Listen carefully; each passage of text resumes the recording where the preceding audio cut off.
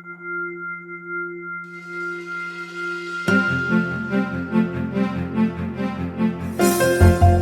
all want to live a happy, productive life, but sometimes we just need a little help. Our Coach On Call experts provide strategies to help you live your best life now. Joining me today is Harriet Cabelly, a social worker and positive psychology coach who helps people grow through their challenges and rebuild their lives with renewed meaning and joy. Harriet is here today to discuss how we can learn to see more of the good. Welcome, Harriet. Thanks for joining us.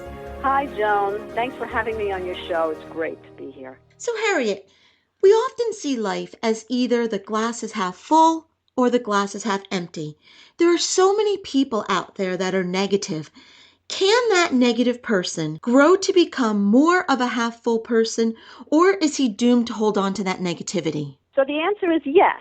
The half-empty person can grow a little bit into more of a half-full person. It's all about perspective.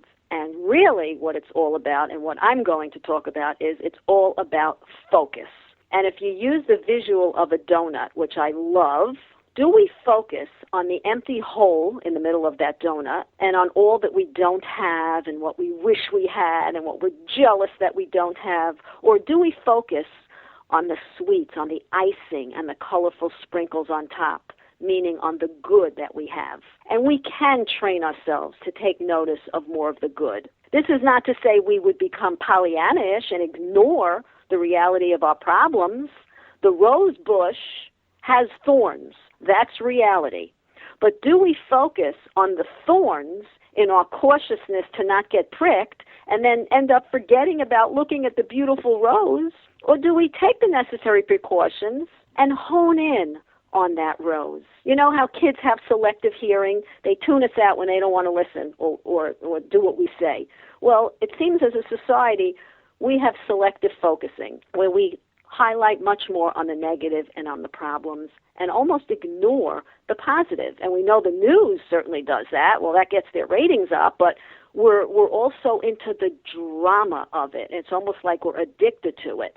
And we don't broaden the scope. We don't broaden our lens to see the negative, the problems, and that's a big word, and the positive. And that positive is there. Tony Robbins, the incredible motivational speaker, likes to say, where focus goes, energy flows. And how true is that? Because again, taking the news, where we focus, we're focusing on the problems. Well, that's the energy, that's the drama, that's the attention, that's the rah-rah, that's the energy pumping us up.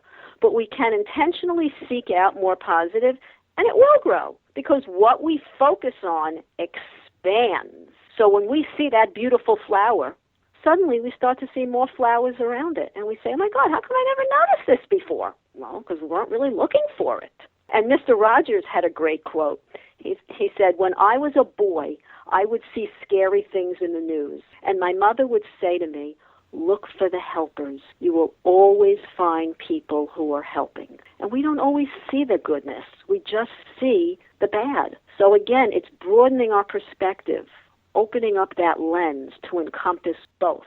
So, Harriet, what strategies do you offer to help us learn how to see the good?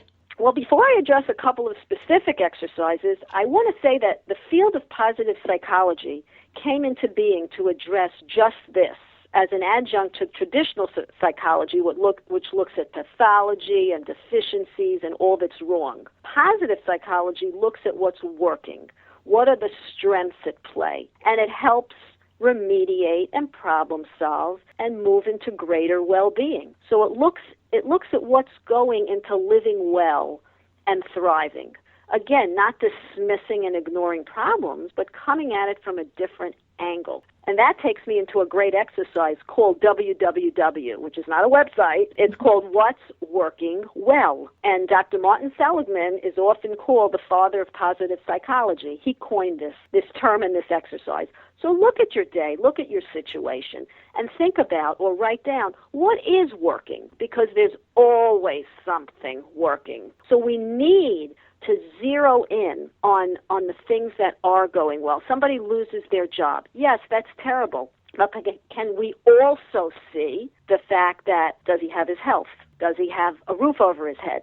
So It's expanding. It's that power of the and. The problem and what's working, what's there, what's going okay. Because if we only zero in on what's not working, we really do miss a whole part of reality. And we develop that slanted, warped, and unbalanced perspective. Tal Ben-Shahar, who's a leader and teacher in positive psychology, states, when you appreciate the good appreciates. So when we take note of the good in our lives, we begin to see it in more places. It's like becomes contagious in our own mind. And then it builds on itself. It's then that we can begin to have that line in the glass go up just a notch. And we're not looking to change total characters or personalities of people. No, we're just looking for slight shifts, slight movements, which can make all the difference in the world. And we all know about gratitude, the power of gratitude. That is huge. So keeping that pad, jotting down 3 things you were grateful for each day, again, shifts our mindset to a wee bit more positive, or at least to seek it out and say, okay, I see that. So to look, to notice, and dare I say, to acknowledge the positive to another person besides ourselves. And then that positive energy starts flowing and growing. Harriet, thank you so much for being here with us today. If you would like to learn more about Harriet and her work, you can visit rebuildlifenow.com. And as always, to hear more from Harriet, you can visit our website, cyacyl.com/Harriet. We'll be right back.